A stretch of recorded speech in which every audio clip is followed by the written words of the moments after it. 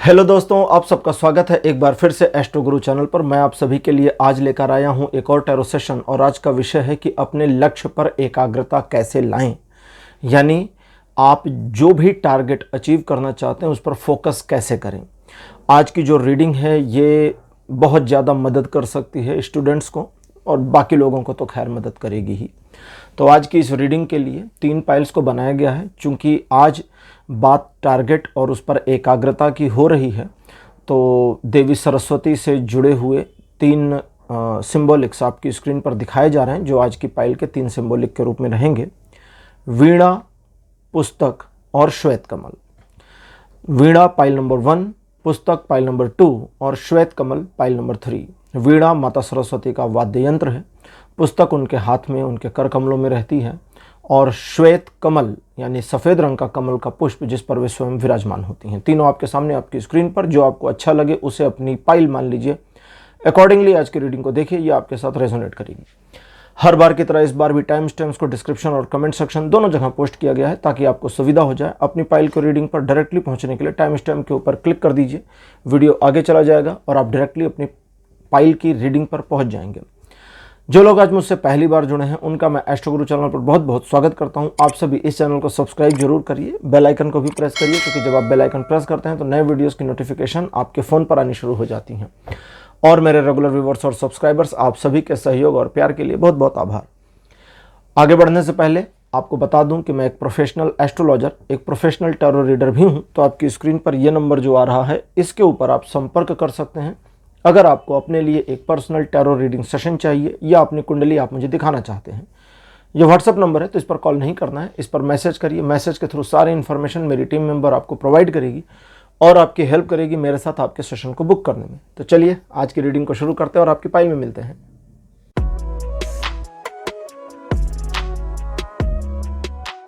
Hello pile number 1, आप सबका स्वागत है। आपकी रीडिंग में आपने वीणा को चुना था, मेरे बगल में वीणा की फोटोग्राफ लगा दी गई है। चलिए आज की रीडिंग को शुरू करें और देखते हैं कि अपने लक्ष्य पर एकाग्रता प्राप्त करने के लिए आपको क्या करना चाहिए। जैसा कि मैंने शुरू में ही बताया था, स्टूडेंट्स के लिए या जिनका एग्ज़ाम चल रहा है उनके लिए आज की रीडिंग बहुत हेल्पफुल हो सकती है। ठीक है, कार्ड नंबर 1 आपके लिए अपीयर हुआ है द हैंग्ड मैन।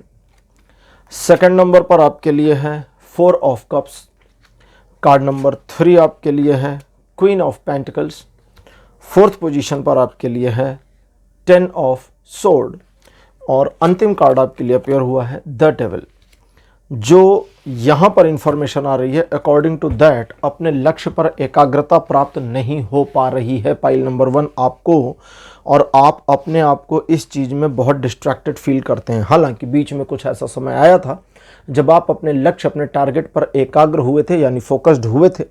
वो मोमेंट काफ़ी अच्छा था, जॉयफुल था, इंजॉयफुल था, लेकिन चीज़ें फिर डैमेज हो गई हैं। थोड़ा और पीछे जा कर के देखें तो कुछ मामलों में ऐसा दिखता है कि आप काफ़ी समय तक तो क्लूलेस रहे। आपको पता ही नहीं था कि मेरा टारगेट क्या है, मुझे क्या टारगेट बनाना है या एक्चुअली मैं किस टारगेट पर काम करूं। और कुछ मामलों में ऐसा भी दिखता है कि आप एक से अधिक टारगेट बनाकर भी कंफ्यूज थे और आज की डेट में अगर ध्यान दिया जाए तो वो सब टारगेट नहीं थे, बस एक मिसपरसेप्शन थे कि शायद हमारा कोई टारगेट बना हुआ है। वहाँ से आगे आना, अपने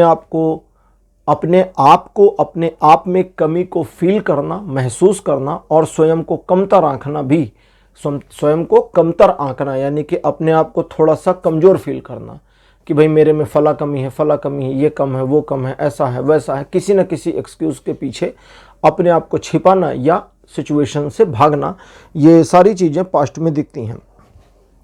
प्रेजेंट टाइम में सिचुएशन जो दिखती है अकॉर्डिंग टू दैट फोकस बनाने में काफ़ी फेलियर दिखता है।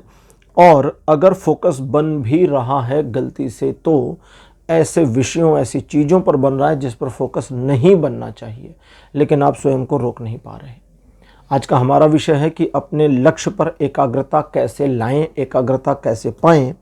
तो उसके लिए सबसे पहले तो एक छोटी सी चीज़ आपको अपने आप को समझा देनी है, अपने आप को समझा देनी है कि आपको किसी और के लिए काम नहीं करना, किसी और के लिए नहीं। मान लीजिए आप एक ऑफिस एम्प्लॉय हैं, आपसे पूछा जाए भाई किसके लिए काम करते हैं, आप अपने बॉस का नाम ले लेंगे, डायरेक्टर का नाम ले लेंगे, कंपनी का नाम ले लेंगे।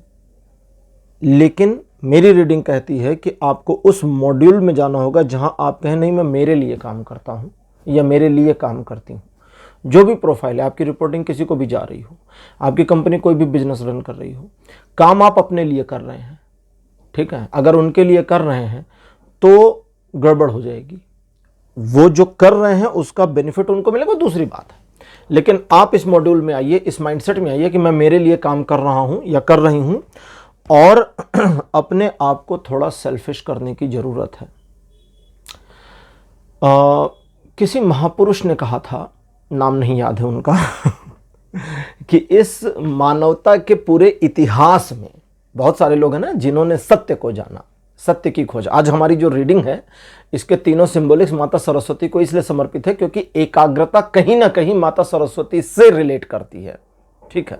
सरस्वती की कृपा होगी तभी एकाग्रता आएगी, वो चाहे जिस विषय में हो, चाहे आप अपने व्यापार में एकाग्रता लाएं, घर के काम में लाएं, पढ़ाई में लाएं, किसी भी चीज में लाएं, ठीक है। तो किसी महापुरुष ने कहा था कि इस दुनिया में मानवता जब से है तब से जो सत्य की खोज में लगे लोग हैं उनमें से केवल अकेले अकेले लोगों को ही सत्य का पता चला, कभी भीड़ को सत्य का पता नहीं चला। भगवान बुद्ध अकेले ज्ञान को प्राप्त हुए, महावीर जैन अकेले ज्ञान को प्राप्त हुए, ओशो अकेले ज्ञान को प्राप्त हुए, भीड़ लेकर नहीं, 4-6 भाई बंधु को साथ में ज्ञान प्राप्त करा दिया, नहीं, उनसे प्रेरणा लेकर, शिक्षा लेकर, उनके बताए मार्गों पर चलकर बाद में औरों ने ज्ञान प्राप्त कर लिया, वो दूसरी चीज है। तो ये बिल्कुल पर्सनल मामला है, ठीक है। जैसे बुक रीडिंग के बारे में, बुक रीडिंग मतलब हम 1 मिनट के लिए कोर्स और स्टडी बुक से हटकर बात करते हैं।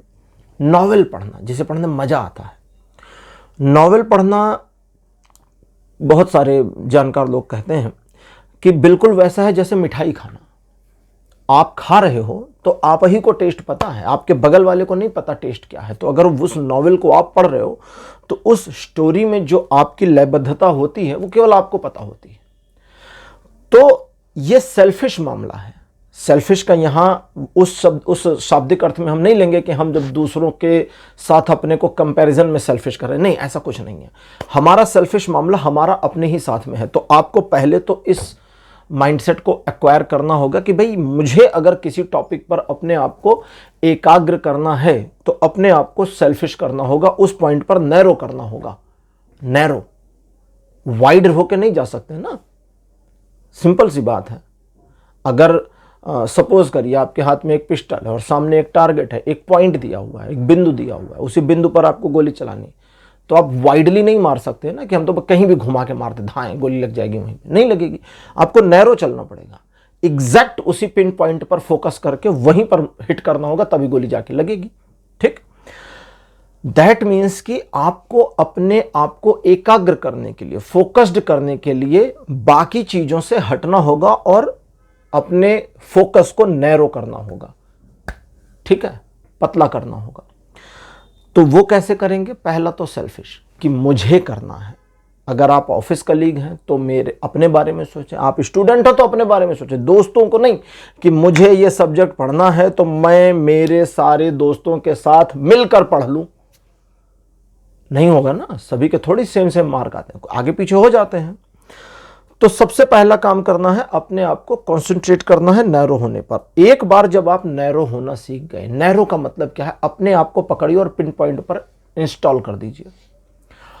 जब हम नैरो होना चाहते हैं तो फाइल नंबर 1 ये आपके लिए चल रहा है। जब हम नैरो होना चाहेंगे तो फिर हमें वाइड चीजों से हटना होगा। वाइड में सिर्फ आजकल की दुनिया में मोबाइल फोन नहीं है कि भैया मोबाइल फोन डिस्टर्ब कर रहा है, हटा दो। अगर आप एक स्टूडेंट हैं और आज की रीडिंग आप देख रहे हैं और सचमुच अपनी पढ़ाई पर फोकस करना है तो फिर एक मूल मंत्र पकड़ लो। मोबाइल अगर आप पहली चीज तो क्लास 12 पास करने तक मोबाइल फोन यूज ही नहीं करना चाहिए। किसी भी बच्चे के पास 12th क्लास कंप्लीट करने तक फोन नहीं होना चाहिए। सिर्फ उस कंडीशन में हो सकता है जब माता पिता बच्चे से दूर रहते हैं। अगर आप एक घर में रहते हैं तो मम्मी पापा का फोन इस्तेमाल करिए, नहीं जरूरत है बच्चे को। दोस्तों को कहिए मम्मी के नंबर पे कॉल करो।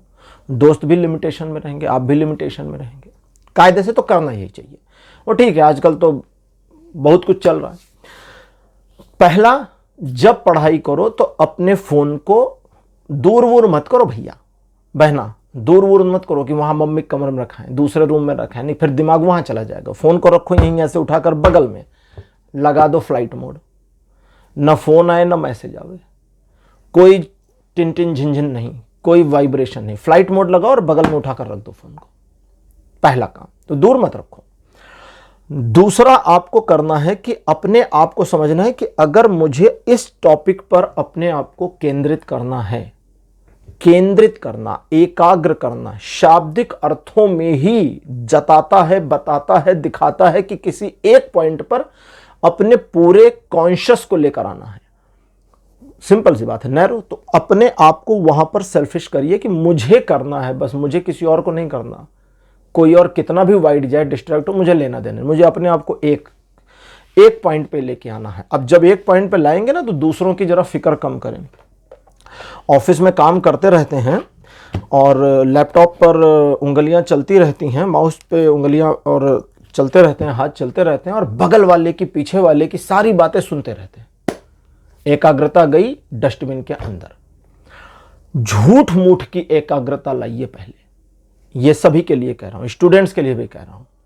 मोबाइल फोन को बगल में रखिए और फ्लाइट मोड पर लगा दीजिए, और पूरे परिवार को फ्लाइट मोड पे डाल दीजिए। उठकर किसी को एक गिलास पानी मत दीजिए, बहरे हो जाइए, सुनिए ही मत। सुनाई दे रहा है फिर भी इग्नोर मार दिए। एकदम सेल्फिश चलना है भैया, एकदम। ऑफिस में बैठे हैं, अपना एकाग्रता लानी है, बगल वालों की बातें सुननी बंद। समझ में आ गया? थोड़ी देर में वो आपको हिला करके, अरे भाई इस पॉइंट पर तुम्हारा क्या ओपिनियन है? बोलो किस पॉइंट पे? मैं तो ध्यान नहीं दे रहा था, मेरा ध्यान इधर था। सुन रहे थे फिर भी अपने आप को इग्नोर करा दो, क्योंकि जब तक आप अपने को नहीं पकड़ोगे तब तक आप पकड़ में नहीं आओगे। हमारा एकाग्रता बनती क्यों नहीं, हमारा फोकस क्यों नहीं बनता? क्योंकि हम खुद को ही नहीं पकड़ रहे। हमने ही खुद को भागने दिया, दाएं जाओ, बाएं जाओ, ऊपर जाओ, नीचे जाओ, सबकी बातें सुनो। वो कहानी थी ना द्रोणाचार्य अर्जुन वाली, कि क्या दिख रहा है? अर्जुन ने कहा चिड़िया की आंख। सबको पता है ये कहानी पूरे भारत को पता है, दुनिया की बात नहीं करते। इस कहानी में सबसे मेजर जो समझने वाली बात है वो ये है कि अर्जुन को क्या दिख रहा था वो छोड़ो, बाकियों को क्या दिख रहा था ये पकड़ो। बाकियों को सब दिख रहा था, चिड़िया भी दिख रही थी, पेड़ भी दिख रहा था, आसमान भी दिख रहा था, गुरुदेव और उनके चरण भी दिख रहे थे, सब कुछ नजर आ रहा था। तो जब इतना वाइड जाओगे तो तीर लगेगा ही नहीं ना, क्योंकि हर कुछ दिख रहा है, फोकस नहीं है। तो पहले तो नैरो करो, और नैरो करने के लिए हमें जानबूझकर कट ऑफ करना होगा दूसरी चीजों से। बहुत सारे लोग हैं अपना काम करते रहेंगे, यार आज एसी बहुत आवाज कर रहा है। कहां ध्यान है भैया तेरा, एसी पर कहां जा रहा है? काम करना। कुत्ता बहुत भौंक रहा है। बहुत सारे लोग हैं रात को सो नहीं पाते, कहते हैं हमारी गली के बाहर बहुत कुत्ते भौंकते हैं। कभी अगर आपके साथ ऐसा कोई सिनेरियो हो कि आपके घर के आसपास कोई शोर शराबा कंटिन्यूअस चलता हो जो आपको नींद में डिस्टरबेंस देता है, उसे सुनना शुरू करिए। रात को लेटे रहिए, आंखें बंद कर लीजिए और सुनते जाइए। अगर कुत्ते भौंकते तो उनको सुनिए, आप सो जाओगे। क्यों? क्योंकि फोकस उधर कर दिया आपने, अपने आप को नैरो किया। जैसे ही नैरो किया आप वाइड से कट गए। जैसे ही वाइड से कटोगे कंसंट्रेशन अलग ढंग से काम करना शुरू करेगा। जब चूंकि लेटे हैं सोने के लिए, तो आपका ब्रेन उस चीज में कॉन्सेंट्रेट हो जाएगा कि हम सोने के लिए लेटे हैं। तो वो कुत्ते का भौंकना भी संगीत में बदल जाएगा। डिस्टर्बेंस तो तब होगी जब किसी दिन नहीं भौंकेंगे, बोले आज भौंक नहीं रहे, अब नींद कैसे आएगी? आज की हमारी ओरेकल डेक है भगवद गीता। भगवद गीता दिव्य ज्ञान युक्त पत्रक, पूरा इसका नाम है। मुझे लगा इससे बेहतर गाइडेंस आज कोई नहीं दे सकता। भगवान श्री कृष्ण के चरणों में चलते हैं। पहला कार्ड आपके लिए जो अपीयर हुआ है यह है सहनशील। इस डेक को जिन्होंने भी बनाया है उनसे मेरी यह शिकायत है कि बहुत पतले कार्ड्स दिए हुए हैं। निष्काम कार्ड नंबर 2। थर्ड नंबर पर आपके लिए है अहिंसा। नंबर 4 आपके लिए है सरलता, बहुत बढ़िया। और अंतिम आपके लिए अपीयर हुआ है छिंद्रान्वेषण में रुचि। छिंद्रान्वेषण में रुचि का मतलब होता है बाल की खाल निकालने में हमारा कोई इंटरेस्ट नहीं है, भाड़ में जाए। बहुत सारे लोग हैं। आज मैं एक यूट्यूब पर एक रील पाया, यूट्यूब पे रील नहीं होती ना, क्या होता है, शॉर्ट्स होता है। हाँ, यूट्यूब पर एक शॉर्ट्स पाया, किसी जो कथा सुनाते हैं ना भगवान कृष्ण की, राम की, उनमें से किसी कथा, नाम नहीं याद है। तो उन्होंने कहा कि उनको एक आदमी मिला, उसने कहा कि भाई भगवान कृष्ण को मैं भगवान नहीं मानता। बोले क्यों? बोले वो माखन चुराते थे, लड़कियों के कपड़े लेके भाग गए थे, ऐसा आदमी कैसे भगवान होगा? तो महाराज ने कहा कि भैया छोटी वाली उंगली पे पहाड़ उठा लिया था, है ना, छोटी वाली उंगली पर पहाड़ भी उठा लिया था, कंस को भी मारा था बचपन में ही। बोले ये फालतू की बातें हैं, ये सब बेकार बात है, ये सब झूठ है, कोई छोटी उंगली पहाड़ नहीं उठा सकता। तो महाराज ने कहा जब ये झूठ है तो फिर वो भी झूठ होगा, माखन चुराने वाली बात। बोले नहीं, ये सच है। तो इंसान का मन क्या करता है, अपने हिसाब से चीजों को तय करता है, उसके हिसाब से माखन चुराने वाली बात में तो दम हो सकता है, लेकिन पहाड़ उठाने वाली बात में दम नहीं होगा। महाराज ने उनको कहा किसी दुकान से 4 लड्डू चुरा के दिखाना और भाग लेना, फिर पहुंच जाओगे वहां जहां भगवान का जन्म हुआ था। तो कहने का मतलब है कि हम अपने मन को जिस ढंग से मोड़ेंगे वो उस ढंग से मुड़ेगा, ठीक है। और बाल की खाल निकालने में हम अपना जितना टाइम वेस्ट करते हैं वो हमारे फोकस को हमेशा डिस्ट्रॉय कर देता है, नष्ट भ्रष्ट कर देता है। उस व्यक्ति ने भगवान कृष्ण के बाल्यकाल की कौन सी घटना सही कौन सी गलत, वे भगवान थे या नहीं थे, अरे पागल तेरा इसमें काहे दिमाग जा रहा है, दिमाग इसमें लगा ना उनने गीता में क्या क्या ज्ञान की बातें कही, उनके जीवन चरित्र में क्या क्या ज्ञान की बातें आई, उसमें दिमाग लगा लेना, उद्धार हो जाएगा। लेकिन नहीं, लोग लगे पड़े हैं छिंद्रान्वेषण करने में, बाल की खाल कैसे निकाल लें। किसी ने ओशो से पूछा था कि भाई 5000 साल पहले का जमाना और था, लड़कियां पीछे पीछे घूम रही थी, लड़कियों को पीछे घुमाना वो तो अलग बात थी, आज नहीं हो सकते कृष्ण। ओशो ने बड़ा बढ़िया जवाब दिया, उन्होंने कहा नहीं, 5000 साल पहले भी मुश्किल था, वरना तो बहुत सारे कृष्ण हो जाते।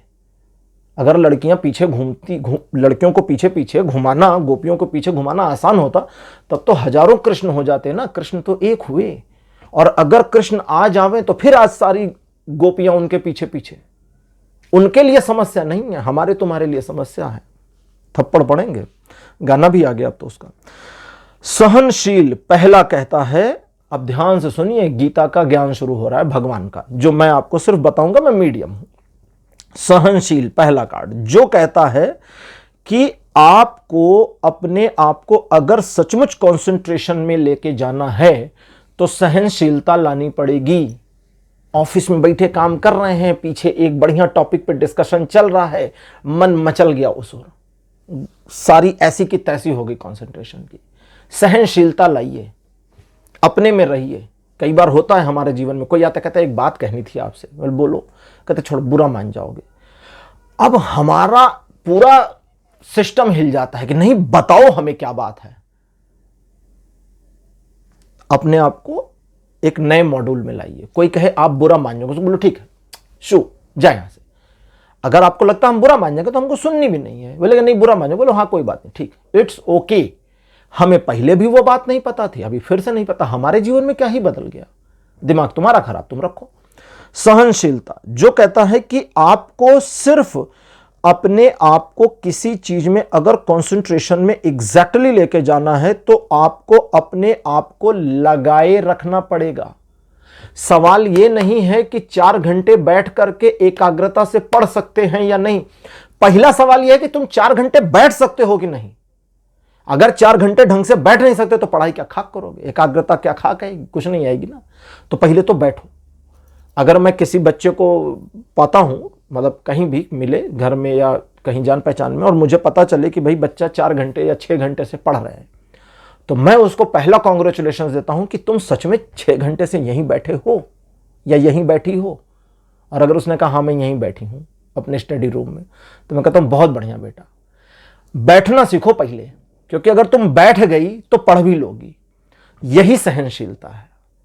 बैठे हैं, पढ़ाई कर रहे हैं, अंदर किचन से छोले की खुशबू आ गई, मन मचल गया, पाँव से उठ के चले गए, मम्मी आज छोला बन रहा है। अरे भाई बना होगा तो तुम्हें मिलेगा ना, ऐसा थोड़ी है कि सब खा जाएंगे, तुम्हें कहेंगे नहीं हमने तो आज जो है वो आलू का पराठा बनाया था, ऐसा नहीं होगा ना।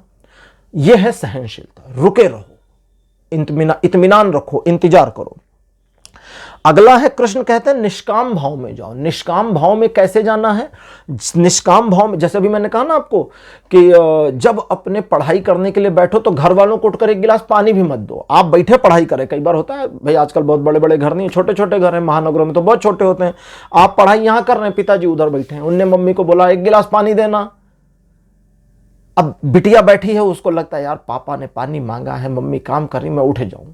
गया कंसंट्रेशन तुम्हारा। बहरी हो जाओ, सुनो ही मत। पिताजी ने तुमसे कहा, उनको एक लाइन में बड़े मधुर स्वर में उत्तर दो कि पिताजी पढ़ाई के समय डिस्टर्ब ना करें, मम्मी से मांग लें।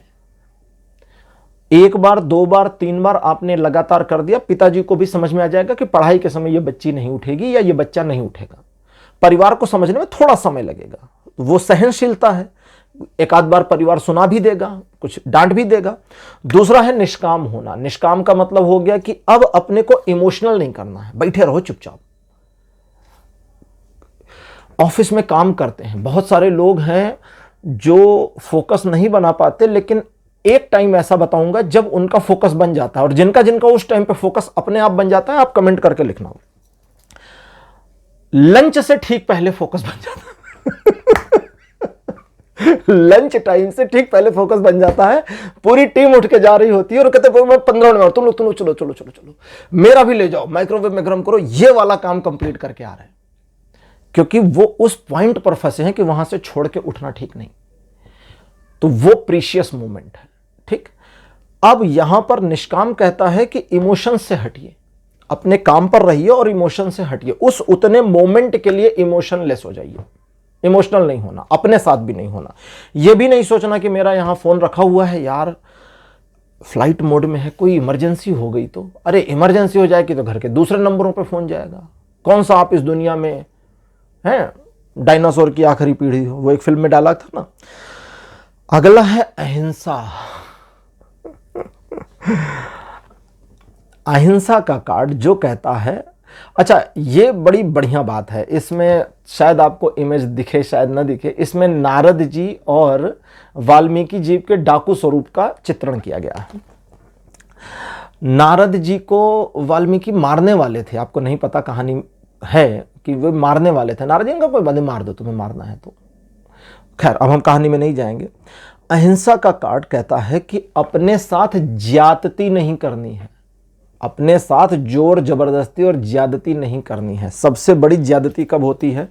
जब आपका ऑफिस का टाइम था 6 बजे खत्म होने का और आप बैठे रह गए 7 बजे तक। 1 घंटे ज्यादा काहे को बैठा भाई, काहे को 1 घंटा ज्यादा बैठे? इस तरह से मैनेज करो कि 6 बजे काम खत्म हो जाए, नहीं हुआ तो अगले दिन होगा। Work is never ending process है, कभी खत्म थोड़ी होगा। ऑफिस का काम कभी खत्म होता नहीं होता।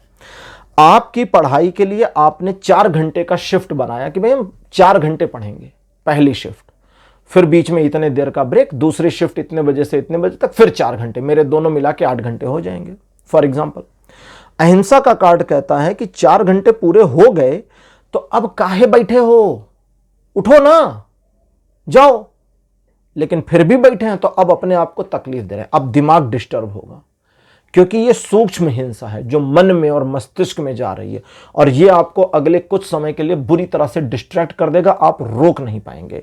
दूसरा है कि जब आप अपने कार्य में एकाग्र हैं तो बड़ बड़ बड़ बड़ बड़ बड़ बड़ बड़ नहीं करनी है।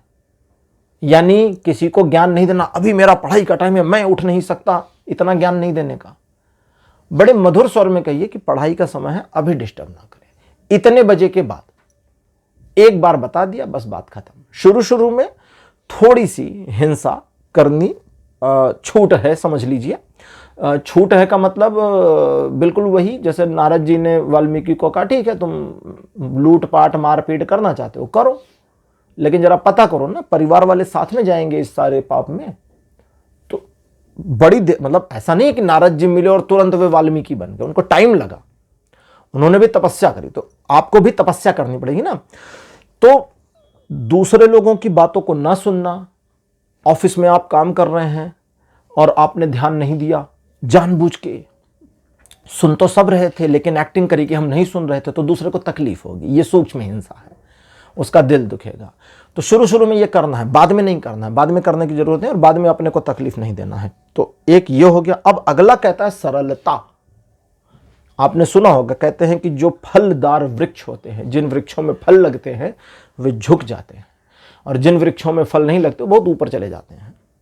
ठीक, तो ये कहने की बात है कि फलदार वृक्ष झुकते हैं, मतलब एक सिंबलाइज किया गया कि अगर आप में कुछ अच्छी बातें हैं तो आपको झुका हुआ होना चाहिए, आपको नम्र स्वभाव का होना चाहिए, विनम्र होना चाहिए। आप अगर सचमुच अपने आप को एकाग्र करना चाहते हैं तो आपको अपने में विनम्रता लानी होगी।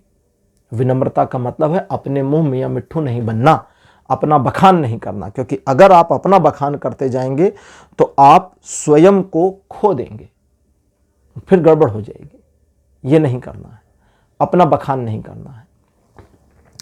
और साथ ही साथ में आप जो कुछ भी जिस भी विषय पर अपने कंसंट्रेशन को बना रहे हैं, उस विषय पर अपने कंसंट्रेशन को लाने के लिए अब दो कार्ड्स छिंद्रान्वेषण में अरुचि और सरलता मिलकर बताते हैं कि आपको दो चीजें और करनी होंगी। सबसे पहला, बाल की खाल निकालनी बंद कर दीजिए।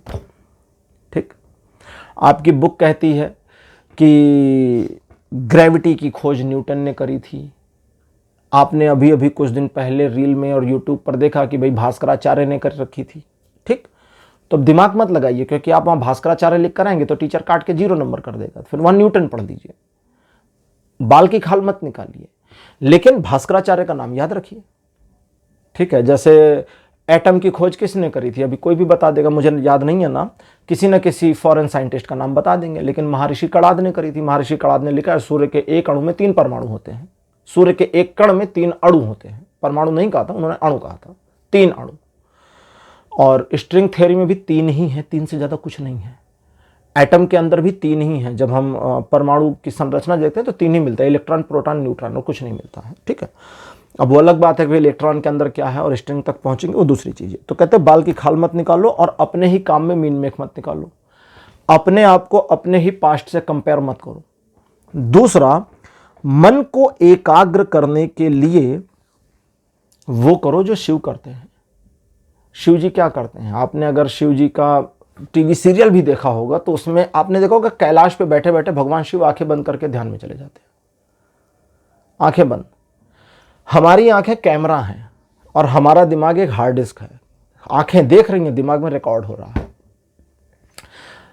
आप अपने घर से निकलें और अपने घर से निकलकर 100 कदम जाएं और 100 कदम की दूरी में अगर प्लान कर दिया जाए, प्लांट कर दिया जाए, डाल दिया जाए, 500 लोग आपको पार करके पीछे चले जाए और आपको हिप्नोटाइज किया जाए, तो आप उन 500 लोगों के चेहरे याद करके बता देंगे। हिप्नोटाइज किया जाए तो वैसे नहीं बता पाएंगे, क्योंकि हमारा ब्रेन सब कुछ रिकॉर्ड कर रहा है। ऐसा कुछ भी नहीं है जो रिकॉर्डेड नहीं है। इसके बारे में हिप्नोटाइज, जो हिप्नोटिक्स पे रिसर्च करते हैं, उन्होंने बहुत कुछ किया है। एक इंसान को हर उस गाड़ी का नंबर उसके दिमाग में याद था जितनी गाड़ियां उसके सामने से गुजरी, लेकिन उससे पूछा तो उसको एक भी नहीं याद, लेकिन दिमाग में सब फीड है, दिमाग इतना तेज है। तो आपको आंखें बंद करनी है। अब आंखें बंद करने को आप ध्यान समझ लें या जो भी समझें, मर्जी आपकी है। आंखें बंद करें। आंखें बंद करने के लिए आपको कम से कम 15 मिनट आंखें बंद करके शांति से बैठ जाना होगा। अब फिर वही छिंद्रान्वेषण में अरुचि कहता है कि जब आंखें बंद करो तो इस चीज का ध्यान रखना कि दिमाग में आने वाले जो भी थॉट्स हैं उनके साथ अपने को जोड़ना नहीं, चाहे वो पॉजिटिव हो चाहे नेगेटिव, उनके साथ जुड़े नहीं। वो आपके थॉट नहीं है, ये मानकर चलें। सिर्फ इतना मानिए कि मेरा विचार नहीं है। भाई हमने थोड़ी सोच रखा कि हम आंखें बंद करेंगे तो फलाना फलाना फलाना चीज सोचेंगे, नहीं। जो आ रहा है वो मेरा है ही नहीं, भाड़ में जा, किसका है मुझे क्या पता। दिमाग सोच रहा है, दिमाग प्लान कर रहा है, दिमाग थॉट क्रिएट कर रहा है। ठीक, तो भैया तो हमारा बॉडी तो बहुत कुछ क्रिएट कर रहा है, ब्लड भी बना रहा है, कोशिकाएं भी जनरेट कर रहा है। अब हम उस पर दिमाग काहे लगाएंगे कि ब्लड कितना बना होगा आज। कोई करता है ऐसे बैठकर सोचना कि अरे आज मेरा कितने मिलीग्राम ब्लड बन गया होगा, आज हार्ट ने कितना पंप कर दिया होगा। बायोलॉजी वाले तो खैर जानते भी होंगे, लेकिन जनरल बात कर रहा हूं। हम नहीं दिमाग लगाते ना, तो फिर दिमाग काहे को लगाना कि हमारा दिमाग क्या क्या सोच रहा है। सोचने दो, आलतू फालतू, बढ़िया, अच्छा बुरा जो है सब। अगर आपने 15 मिनट आंखें बंद करनी शुरू करें तो सिर्फ 10 से 15 दिन के अंदर वो सारे थॉट गिरने शुरू हो जाएंगे, दिमाग में शून्यता आनी शुरू हो जाएगी। और जहां तक है एकाग्रता की बात, तो वो आपको गिफ्ट में मिल जाएगी। एक गिफ्ट में मिल जाएगी मतलब आप एकाग्र हो जाएंगे। और बस इतना ही करें। बाकी एकाग्रता कोई ऐसी चीज थोड़ी कि हम खरीद के लाएं और ले आएं, हो गया, नहीं, बस ऐसे ही आएगी। पाइल नंबर 1 आपकी रीडिंग कंप्लीट। रीडिंग आपको कैसी लगी, अपने एक्सपीरियंस, अपने अनुभव कमेंट सेक्शन में जरूर लिखिए। इस वीडियो को लाइक करिए, शेयर करिए और चैनल को सब्सक्राइब करना मत भूलिएगा। अगले वीडियो में आपसे फिर मिलूंगा। Bye bye.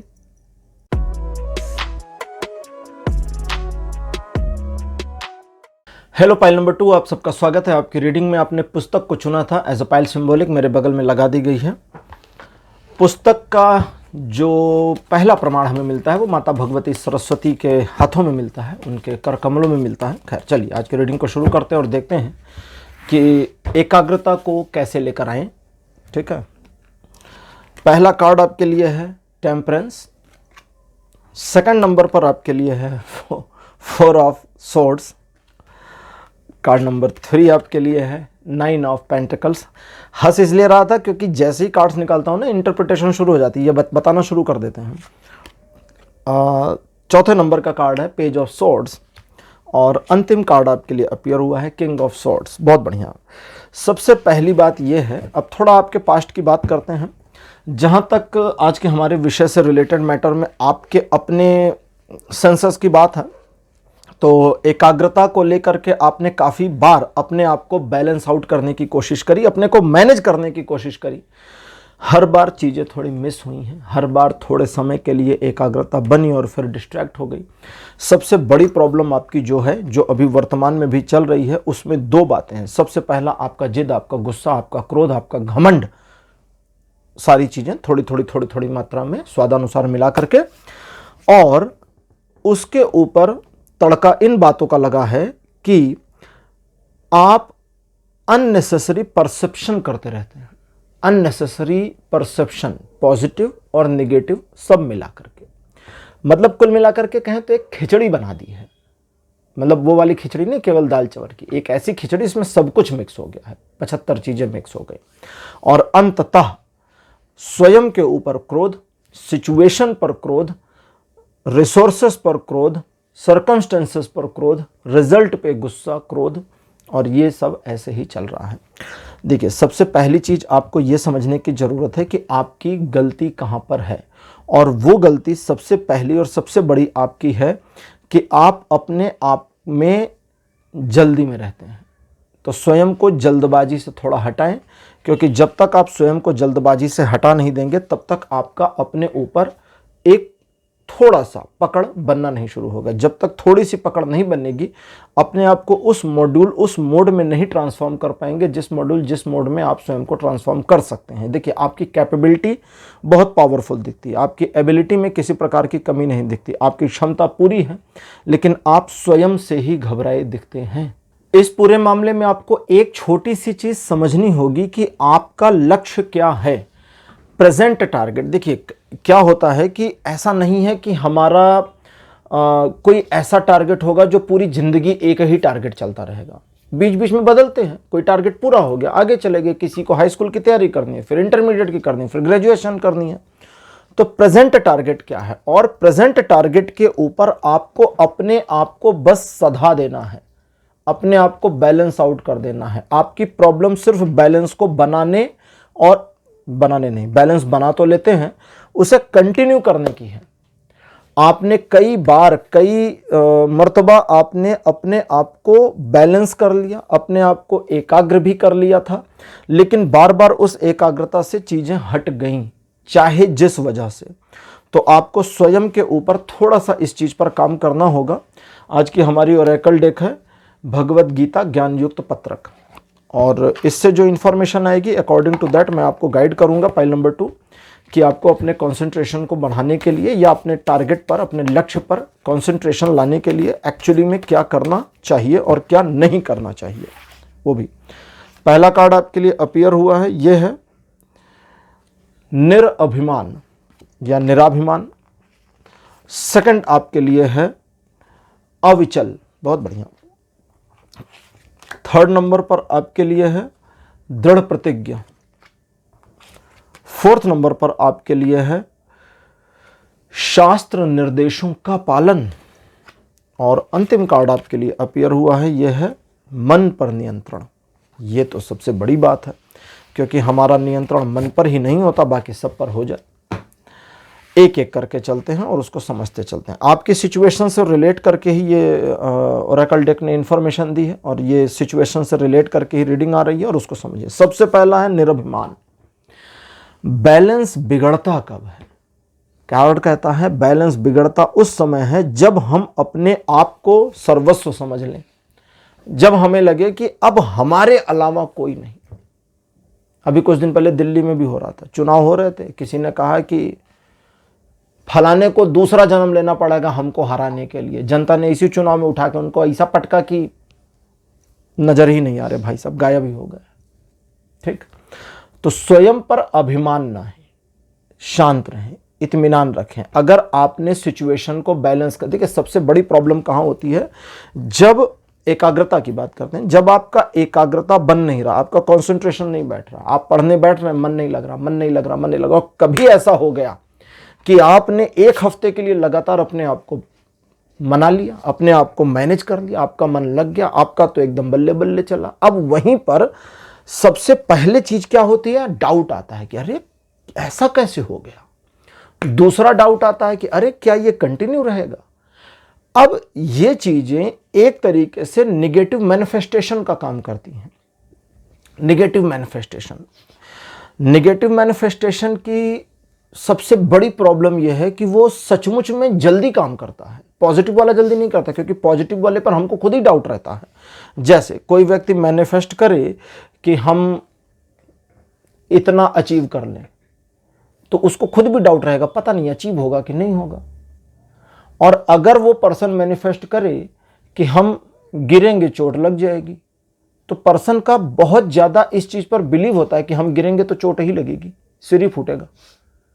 भाई ऐसा भी तो हो सकता है ना, गिरे और बच गए। खैर, तो ये निरभिमान का कार्ड कहता है कि स्वयं के ऊपर गदगद नहीं होना, अपने आप को डाउनग्रेड रखना है। बहुत बड़े बड़े म्यूजिशियंस चाहे जिस रिलीजन के हों, भारत में माता सरस्वती की पूजा अर्चना करना नहीं भूलते। ठीक है,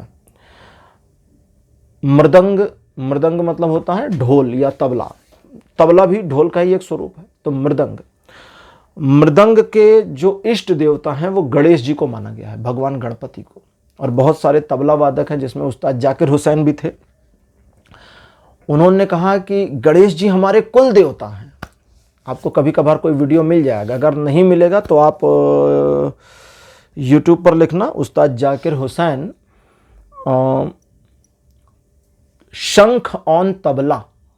उन्होंने तबले पर शंख की ध्वनि निकाली थी, और वो उसके जब वो देखेंगे ना तो उसमें वो गणेश जी को अपने कुल देवता बताते हैं, वो मुस्लिम है। तो निरभिमान, आपका अभिमान कैसे नहीं आएगा। आप ज्ञान की, देखिए सरस्वती सिर्फ पुस्तकीय ज्ञान की देवी नहीं है, वे ज्ञान की देवी है। भगवान बुद्ध को ज्ञान चाहिए था, किताब थोड़ी ना चाहिए थी कि मुझे फलाना किताब मिल जाए, मैं उसको पढ़ लूं और मुझे ज्ञान प्राप्त।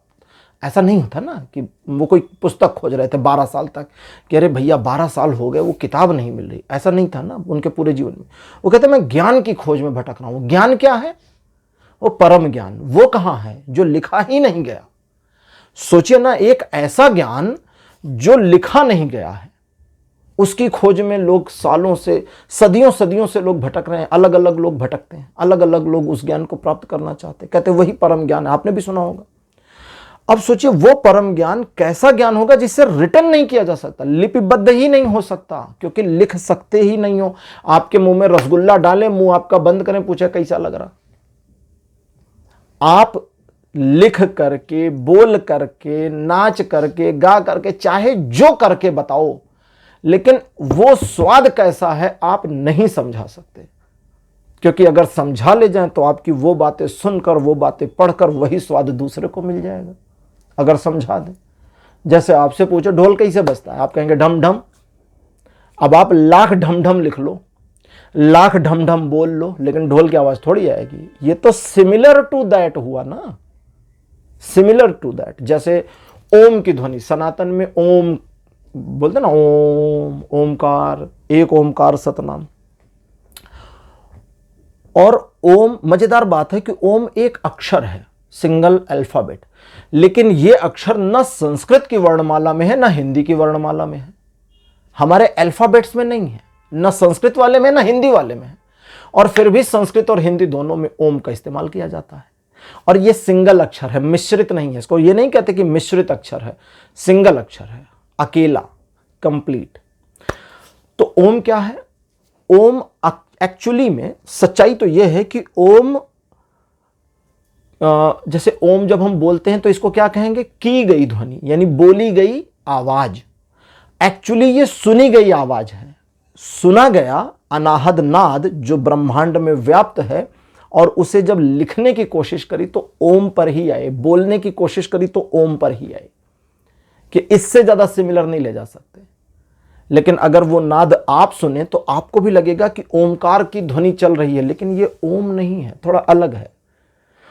वो ओम मैं भी नहीं समझा सकता, क्योंकि जब उसको मैंने भी सुना तो वो सिमिलर टू दैट है। और सबसे बड़ी मजेदार बात यह है कि वो इतनी तेज चल रही है, इतना लाउड है कि आपको लगेगा यार ये इतना तेज और मैंने अभी तक सुना काहे को नहीं। खैर, तो आपको अपने आप को देवी सरस्वती के प्रति नतमस्तक करना होगा। अगर आप ऑफिस एम्प्लॉय हैं, अपने ऑफिस टेबल पर सरस्वती माता का एक चित्र लगा लीजिए। अगर आप स्टूडेंट हैं तो घर पे सरस्वती माता की फोटो होगी, उनकी रेगुलर पूजा शुरू कर दीजिए। अगर आप नहीं कर रहे तो करिए, उनके चरणों में निवेदन करिए और उनसे कहिए मां ज्ञान दीजिए, मुझे ज्ञान दीजिए, एकाग्रता दीजिए। और जहां पर जब भी आपका कंसंट्रेशन बने, एक दिन के लिए, एक घंटे के लिए, एक हफ्ते के लिए, महीने के लिए, सारा क्रेडिट उनको दे दीजिए कि हे मां, आपके आशीर्वाद से जो ये मुझे कंसंट्रेशन का सुख प्राप्त हो रहा है, इसके लिए धन्यवाद। अपने ऊपर लेना ही नहीं है ना, उधर देने का, इधर नहीं लेने का। इधर लेंगे तो क्या होगा, गड़बड़ हो जाएगा। अब कहते हैं कृष्ण कि जब तुमने स्वयं को निरभिमानित कर लिया तो अविचल हो जाओगे। अविचल मतलब अब लौ हिलेगी नहीं। दीपक की लौ अगर हिल रही है तो गड़बड़ है, फिर बुझ सकती है। अब लौ हिलेगी नहीं। और कहते हैं जब तुम अविचल हो जाओगे तब अंदर एक प्रतिज्ञा जन्मेगी, अब अंदर एक भाव आएगा। ठीक है, और वो भाव क्या होगा कि मैं अब अगला कार्ड है, कहता है शास्त्र निर्देशों का पालन। कहता कि अब वो भाव ये होगा कि मैं अपने आप को अकॉर्डिंगली जस्टिफाइड रखूं, यानी मैं मेरी नजरों में गड़बड़ ना करूं। अगर ऑफिस का काम ही कहें तो फिर ऑफिस के काम में काम चोरी नहीं। सुबह गए, चाय पिया, शाम को लंच किया और दोस्तों के साथ टहले और फिर काम किया और शाम को घर आए, तो ये बाकी का जो टाइम 9 घंटे के ऑफिस टाइम में जो 7.5-8 घंटे वर्किंग आवर हैं उसमें आप काम ही करोगे। अगर स्टूडेंट हैं तो फिर आपका स्वयं के प्रति जागरूकता आएगी, फिर उसमें मम्मी पापा को नहीं समझाना पड़ेगा कि भाई पढ़ लो पढ़ लो, फिर खुद ही को लगेगा कि आज हमने नहीं पढ़ा, आज हमारा कुछ रह गया। और वो जब स्वयं से निर्देशित हो, कृष्ण कहते हैं जब वो स्वयं से निर्देशित होगा तभी सही दिशा में निर्देशित होगा। अगर स्वयं से निर्देशित नहीं तो गलत दिशा में है। किसी ने कहा बड़ों के पैर छूने चाहिए, ठीक, हमने बड़ों के पैर छू लिए, हमारी श्रद्धा नहीं जाएगी। हमारी अगर श्रद्धा नहीं गई तो हमारी जो श्रद्धा की एनर्जी का वाइब्रेशन होना था, वो श्रद्धा की एनर्जी का वाइब्रेशन नहीं हुआ। अब उधर से ब्लेसिंग की वाइब्रेशन नहीं होगी, मिलेगी ही नहीं। वो कितना ही कहें दूधो नहाओ पूतो फलो, सदा सुखी रहो, यशस्वी भव, दीर्घायु, कुछ नहीं, कोई फर्क नहीं पैदा, सब गलत। क्यों? इधर से श्रद्धा नहीं थी, उधर से वो उतरी नहीं। ठीक है, श्रद्धा से अगर आप किसी के प्रति नतमस्तक होते हैं और झुकते हैं तो उनकी ओर से एक अलग एनर्जी का ही मामला है, सारा सब ऊर्जा का खेल है। अब तो विज्ञान भी कहता है जब आप श्रद्धा से किसी के प्रति नतमस्तक होते हैं तो उनकी पॉजिटिव एनर्जी आपको आ जाती है। जब आप देवी सरस्वती के प्रति श्रद्धावान हो जाएंगे, श्रद्धा से नतमस्तक हो जाएंगे, आप किस जाति के हैं, धर्म के हैं, रिलीजन के हैं, मजहब के हैं, पंथ के हैं, संप्रदाय के हैं, कोई फर्क नहीं पड़ता, क्योंकि ज्ञान का कोई धर्म नहीं। ठीक है, ज्ञान का कोई स्पेसिफिक रिलीजन थोड़ी है कि भैया फलाना रिलीजन में ही ज्ञान है, फला रिलीजन में नहीं है, ऐसा कुछ नहीं। ज्ञान तो सनातन है। और सनातन, ठीक है, आजकल बोलचाल की भाषा में सनातन धर्म भी कहते हैं, हम सभी सनातनी हैं। असल में सनातन कहना पड़ता है, आइडेंटिफिकेशन देनी पड़ती है ना। जैसे अब हम इंसान हैं, ठीक, अब हम इंसान हैं ये हमें क्यों कहना पड़ता है? क्योंकि हमारे प्लेनेट पे दूसरे जीव हैं, जानवर भी हैं, पंछी भी हैं, तो हम उनसे खुद को अलग कैसे दिखाएं? सपोज करिए इस दुनिया में कोई जानवर नहीं होते, कोई पंछी नहीं होता, सिर्फ इंसान ही होता, तो हमको खुद को इंसान थोड़ी कहना पड़ता, तो हम ही हमें, बात खत्म, जरूरत ही नहीं थी नाम की। तो पहले तो एक ही धर्म था पूरी दुनिया में व्याप्त, तो फिर कोई नाम की जरूरत नहीं थी। अब बहुत सारे उग आए हैं, छोटे छोटे बड़े बड़े, तो इसलिए नाम की जरूरत है, इसलिए सनातन कहते हैं। वरना सनातन का शाब्दिक अर्थ होता है जो था है रहेगा, सदा से था सदा है सदा रहेगा, ना आता है ना जाता है, न बना न बनाया, न बिगड़ेगा न बिगड़ता है, कुछ नहीं होता है। ठीक है, तो आपके अंदर अविचल भाव आ जाएगा। अविचल भाव आएगा तो अपने आप में एक प्रतिज्ञा लेने की फीलिंग आ जाएगी कि अब मैं अपने को इतना बाउंड करूं इन चीजों में, स्वयं से, अंदर से। और कृष्ण कहते हैं जब तुम अंदर से स्वयं को बाउंड कर लेते हो और स्वयं को अंदर से निर्देशित करते हो तो चीजें ठीक हो जाती हैं। और देवी सरस्वती के प्रति जो समर्पण का भाव है वो आपके मन के अहंकार को हटाता चलता है। समर्पण का भाव बनाए रखिएगा, उसमें कोई दिक्कत नहीं है। ठीक है, अगर आपको नहीं आता कि भाई मैं माता सरस्वती की छोटी सी पूजा चाहता हूं या चाहती हूं लेकिन मुझे आती नहीं है करनी, उनकी फोटो रख लीजिए। 2 लाइन का श्लोक, या कुंदेन्दु तुषार हार धवल, या शुभ्र वस्त्रावृता, या वीणावर दंड मंडित करा, या श्वेत पद्मासना, प्रणाम कर लीजिए, हो गया। इसके अगले में या ब्रह्माच्युत शंकर प्रभृति, फिर उसको छोड़ दीजिए। एक श्लोक, ये श्लोक हम डिस्क्रिप्शन में डाल देंगे, ठीक है, हिंदी में डालेंगे और उसको देख लीजिएगा।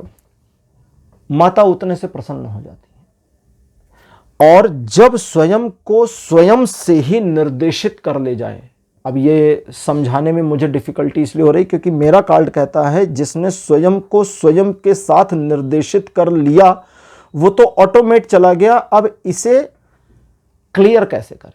ऑटोमेट चला गया।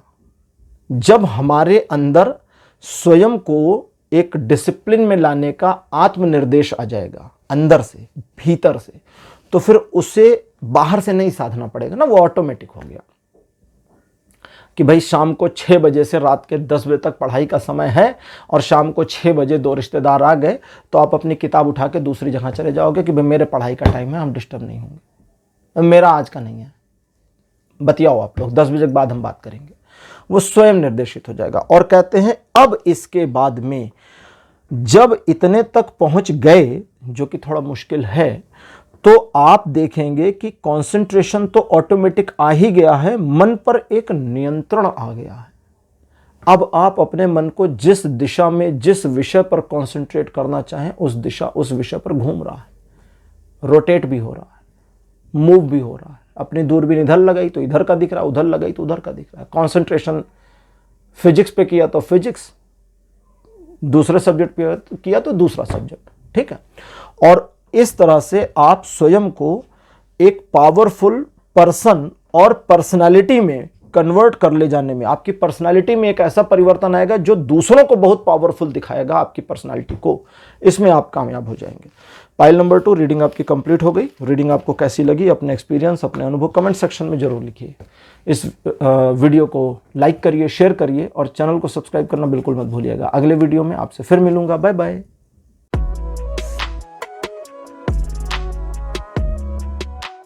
हेलो पाइल नंबर 3, आप सबका स्वागत है आपकी रीडिंग में। आपने श्वेत कमल पुष्प को चुना था, मेरे बगल में लगा दिया गया है। श्वेत कमल, देवी सरस्वती को श्वेत पद्मासना कहते हैं कि श्वेत कमल, श्वेत पद्म आसन, श्वेत पद्म मतलब कमल, श्वेत कमल के फूल के ऊपर जो आसन लगाकर बैठती हैं वे देवी सरस्वती हैं। श्वेत वस्त्र पहनती हैं, श्वेत पुष्प पर बैठती हैं। तो श्वेत कमल यानी सफेद रंग का कमल का फूल। रीडिंग शुरू करते हैं। पहला कार्ड आपके लिए अपीयर है द सन। सेकंड नंबर पर आपके लिए कार्ड अपीयर है 10 ऑफ सोर्ड्स। थर्ड नंबर पर आपके लिए है डेथ। कार्ड नंबर 4 आपके लिए है द फूल। और अंतिम कार्ड आपके लिए अपीयर हुआ है पेज ऑफ पेंटिकल्स। क्या कहें इस विडंबना को? पाइल नंबर 3 में शामिल लोगों, सभी मेरे व्यूवर्स और सब्सक्राइबर्स जो लोग पाइल नंबर 3 चूज किए हैं, मैं आपकी विडंबना को देख करके दुखी हो रहा हूं। विडंबना मतलब एक ऐसी सिचुएशन जिसको सोच करके सिर्फ पछतावा होता है, दुख होता है। इतना बढ़िया कंसंट्रेशन, इतना बढ़िया एकाग्रता वाला मन, इतना बढ़िया एकाग्र चित्त एकदम धड़ाम से गिरा और चीजें पूरी डिस्ट्रॉय हो गई। पिछले लंबे समय से, काफ़ी समय से आप अपने आप को उबार नहीं पाए, निकाल नहीं पाए। ये वो वाली सिचुएशन है कि अच्छा भला घूम रहे थे, एक गड्ढे में गिरे और उसी में फंसे, अभी निकल नहीं पाए तब से। थोड़ा पहले की बात करते हैं। जब आप अच्छे भले घूम रहे थे, पहले गिरे का है, पहले ये तो समझे ना, गड्ढे में अभी निकालेंगे, फिर पहले गिरे का है।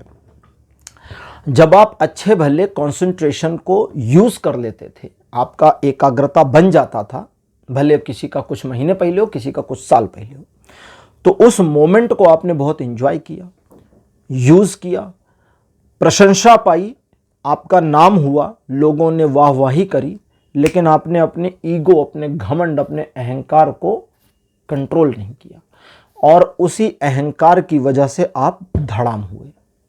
वो सिचुएशन जो उस समय आपको डाउनग्रेड कर दी थी वो अभी कंटिन्यू है और वर्तमान में आपका अपने ऊपर कॉन्फिडेंस लेवल में तो कमी नहीं है। ये कंट्राडिक्शन है, विरोधाभासी।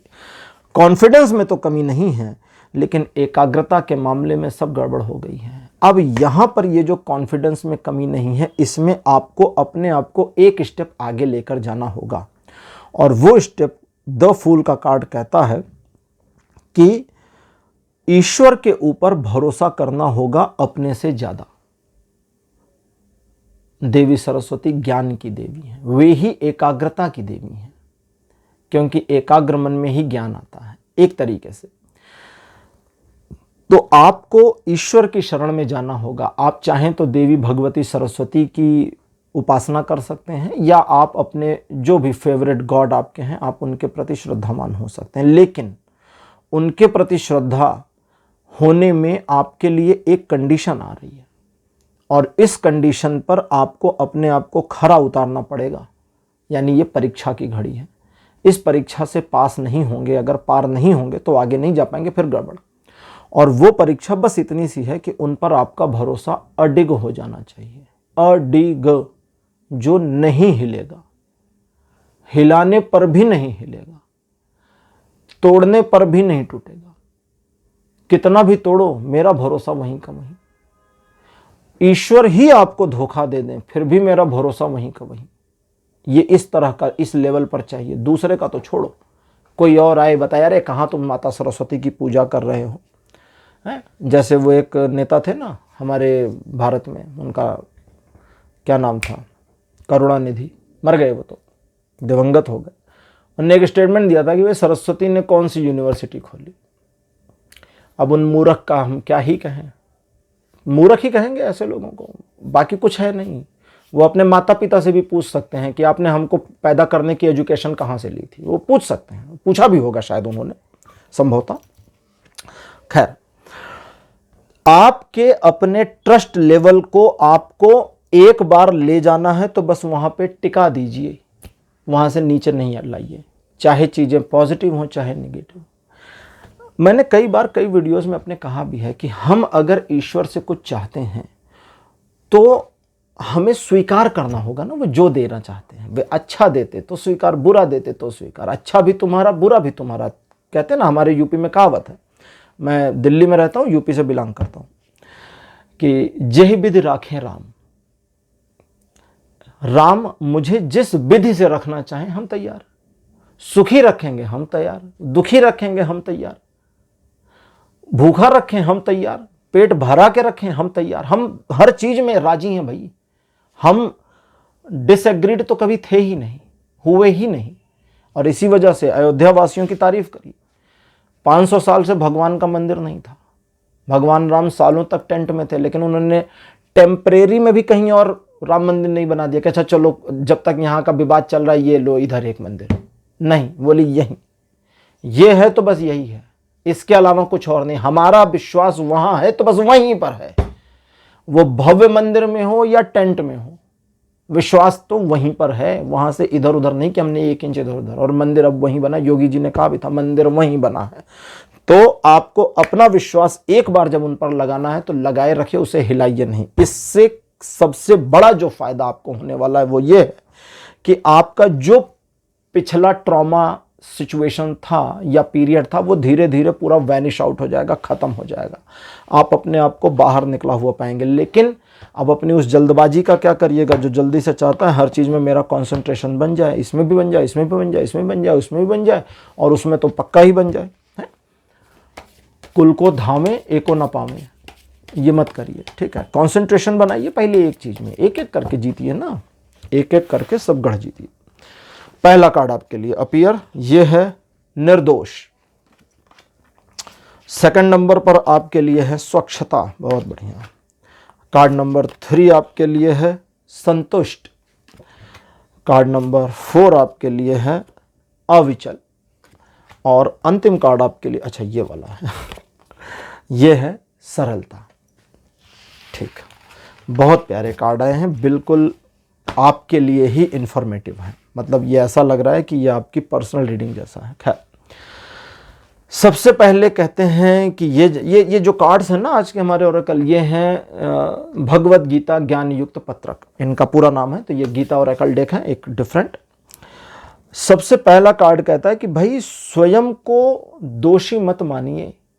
अगर आप स्वयं को दोषी मानेंगे तो गिल्ट में जाएंगे, उस गिल्ट से फिर बाहर कैसे निकलिएगा। तो स्वयं को दोषी मत मानिए। दूसरा कहता है अपने मन के अंदर मलिनता मत रखिए, गंदगी मत रखिए, अपने मन को साफ रखिए। हम अपने मन को कैसे साफ करें? अगर हमारे मन में डिस्टर्बेंस है, गंदगी है, गंदगी का मतलब हो गया किसी बात को लेकर के चिढ़, गुस्सा, क्रोध, अपवित्रता, कुछ भी जो निगेटिव है, जो हमें नहीं चाहिए अपने मन में, लेकिन फिर भी है, निकल नहीं रही। उसे कैसे निकालें? उसे निकालने के लिए ईश्वर की शरण में जाएं, अपने आराध्य की पूजा अर्चना करें, उनके प्रति मन को लगाएं, शांत रखें खुद को, मन अपने आप पवित्र होगा। सबसे पहले अपनी गलती को ये माने कि भाई आपकी कोई गलती वलती नहीं है। ठीक है, वो सिचुएशन थी, जो हो गया हो गया। ठीक है, आप ईगो में थे, गड़बड़ हो गई, हो गया। अब आगे कहते हैं कि स्वयं को बस थोड़ा सा स्थिर करो। जैसे दिए की लौ होती है, अगर वो कांप रही है तो इसका मतलब अनस्टेबल है। स्थिर हो गई तो मतलब हवा स्थिर चल रही है, हवा उसे हिला नहीं रही है। तो आपको दिए की लौ को स्थिर करना होगा, यानी अपने आप को। जब तक आप स्वयं को स्थिर नहीं करेंगे, आपके अंदर एक ट्रांसफॉर्मेशन की सिचुएशन उत्पन्न नहीं होगी। और स्वयं को स्थिर करने के लिए आप अपने इष्ट का ध्यान करें। इष्ट का, इष्ट मतलब अगर आपके कोई इष्ट देव हैं जिनको, जो आपके फेवरेट भगवान हैं वो, या मतलब ऐसा नहीं है कि आप दूसरा वाला जो चलिए मैं क्लियर करता हूँ। एक तो है आपके इष्ट देव, दूसरा है माता सरस्वती। अब अगर आप चाहते हैं कि भाई मैं अपने इष्ट देव या अपने आराध्य की पूजा अर्चना तो करता रहूं या करती रहूं, लेकिन भाई ये कंसंट्रेशन या पढ़ाई लिखाई के मामले पर या ज्ञान वाले मामले पर मुझे माता सरस्वती की शरण में जाना है, तो पहले तो ये जान लें कि भाई हमारे यहाँ ना किसी भगवान का आपस में कोई झगड़ा नहीं है, कोई तलवार नहीं खींच कर रखा कि तुम बड़े कि हम बड़े, ऐसा कुछ दिक्कत नहीं है। तो वो वाली प्रॉब्लम है नहीं। ठीक है, तो आप सिर्फ कंसंट्रेशन के लिए एकाग्रता के लिए माता सरस्वती का ध्यान कर सकते हैं। उसका ध्यान कैसे करना है? उनका ध्यान करना है बस उनके स्वरूप को। उनका स्वरूप क्या है? उनका स्वरूप सिंपल सा है, सफेद फूल के ऊपर सफेद वस्त्रों में वीणा और पुस्तक को धारण किए हुए, सफेद रंग के मुकुट को धारण किए हुए, मुस्कुराहट के साथ माता विराजमान है। उनकी एक फोटो देखिए जिसमें वे व्हाइट कपड़े पहने हों। ठीक, कहीं कहीं ब्लू कलर के साड़ी में भी चित्रित कर दिया गया है, लेकिन व्हाइट वाला लीजिए, श्वेत। ठीक, उनका वाहन भी हंस है, वो भी श्वेत होता है, पूरा श्वेत होता है, कहीं कुछ मिक्सिंग नहीं होती।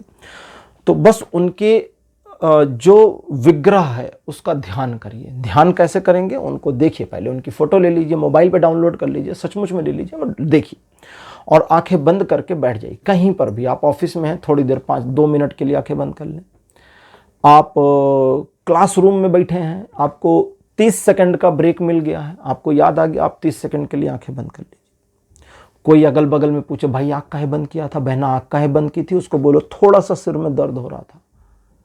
जैसे ही आपने ये लाइन बोली, कोई आपको डिस्टर्ब नहीं करेगा। सच और झूठ के पैरामीटर पर ये सच में आएगा।